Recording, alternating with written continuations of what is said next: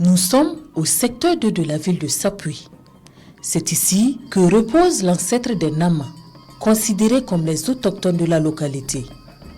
En ces lieux, matérialisés par quelques pierres, des rites y sont annuellement effectués. Nama Paulin, l'un des notables de la cour royale, nous explique que c'est à cet endroit précis que se trouvait le tout premier village de Sapuy. Un village jouxtant le cours d'eau qui a donné son nom à la province entière, le Ziro. Nous sommes par la suite conduits au secteur 1 où la cour royale a désormais pris ses quartiers. C'est là que nous aurons la signification du nom Sapuy et le nom du conquérant de la ville. Sapuy veut dire c'est une clairière, installons-nous ici. C'est un ancêtre qui s'appelle Nakindaogo, originaire de Sapolé. À l'origine, c'est pour une question de chefferie.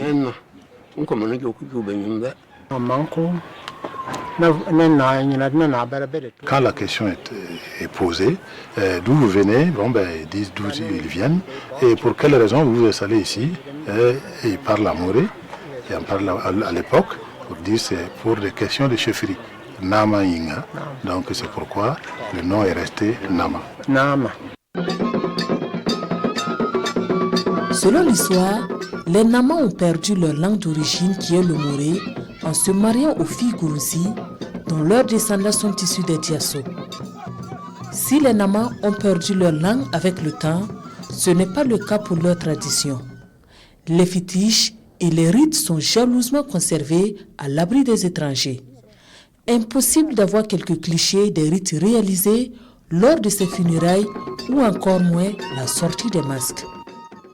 Nous avons donc des rites et des traditions, des coutumes, et on fait des sacrifices à des marigots, des rivières qui sont là, qui sont comme des divinités. Nous avons des totems, et le totem c'est le caïman. C'est vraiment un totem et c'est un interdit que de toucher au caïman. Et il est exactement considéré comme une personne humaine ici. Et quand vous le tuez, c'est comme si vous avez tué quelqu'un. Les traditions et la jeunesse, il y en a qui s'intéressent, mais c'est en deçà de ce qu'il fallait.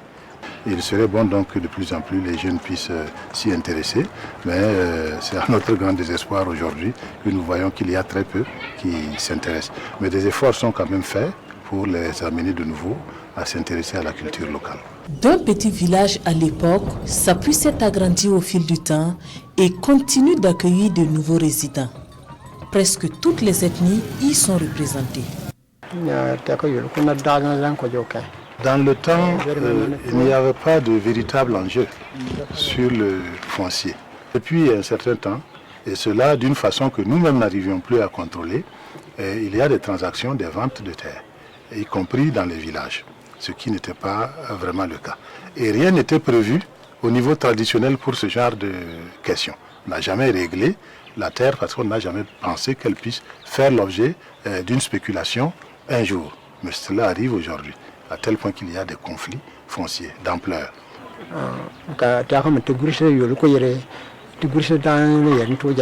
À la cour royale de Sapuy, on prépare déjà la prochaine saison agricole. D'ici quelques semaines, ils vont se retrouver là, sous cet arbre, en compagnie du chef de terre, et implorer les mânes pour une bonne pluviométrie dans la localité.